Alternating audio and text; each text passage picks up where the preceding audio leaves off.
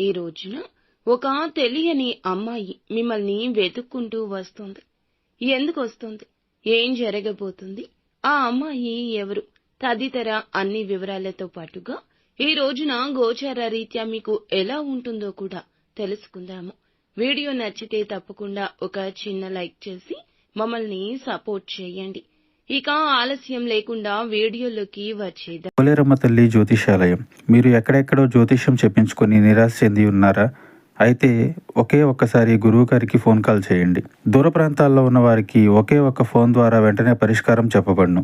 మీ ముఖము, ఫోటో, చేయి, పేరు, వయస్సు, గోత్రం వాట్సాప్ చేయండి. ప్రేమ, పెళ్లి, ఉద్యోగం, రాజకీయం, విదేశీ ప్రయాణం, ధనం నిలకడ లేకపోవడం, భార్యాభర్తల మధ్య గొడవలు, ఆస్తి తగాదాలు, అప్పుల బాధలు, స్త్రీ పురుషులకు పర్సనల్ గా ఎలాంటి సమస్యలున్నా పరిష్కారం చూపబడును. గురూజీ రామరాజు గారు. Phone number 9701875831. ఈ రాశి జాతకులు తత్వవేత్తలుగా చెప్పొచ్చు. అన్నింటినీ ఆలోచిస్తారు.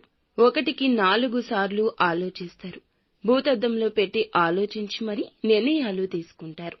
ఈ రోజున జాతకం ప్రకారం ఒక అమ్మాయి అయితే మిమ్మల్ని వెతుక్కుంటూ వస్తుంది. ఇది వరకు మీ యొక్క ఇరుగు పొరుగు కుటుంబ సభ్యురాలుగా ఉన్న స్త్రీ కావచ్చు. ఇది వరకు ఇరుగు పొరుగు లేదా కుటుంబ సభ్యురాలుగా ఉన్న స్త్రీ కావచ్చు. మీ యొక్క చిన్నపాటి మిత్రురాలు కూడా కావచ్చు.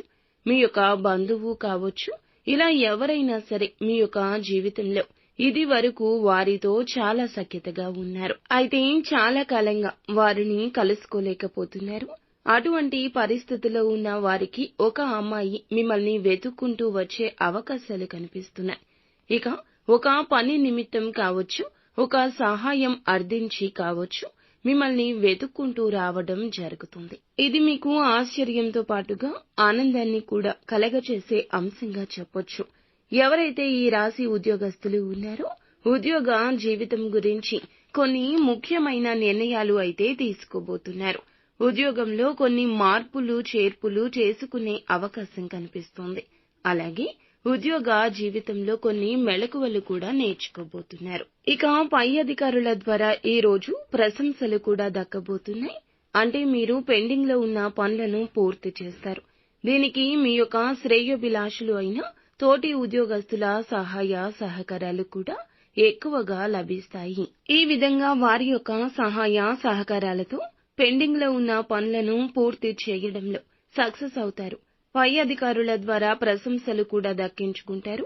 ఇక వ్యాపారస్తులకు సానుకూల ఫలితాలున్నాయి.